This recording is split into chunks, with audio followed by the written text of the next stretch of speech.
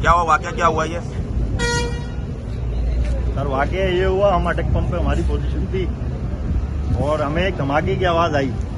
फिर कुछ सेकंड बाद फायर की आवाज़ आई। हम लोग फौरी पहुंचे मौके पे तो हमने देखा एक दहशतगर्द जिसके पास एक अदद राइफल, 2 मैगजीन और एक ग्रेनेड का थैला, और पूरी टीम को उसने हम पे फायरिंग शुरू कर दी। आते ही जब उसने फायरिंग शुरू करी तो हमने अपनी जवाबी कार्रवाई करी। अल्लाह पाक ने हमारी शुक्र अल्हम्दुलिल्लाह इज्जत रखी।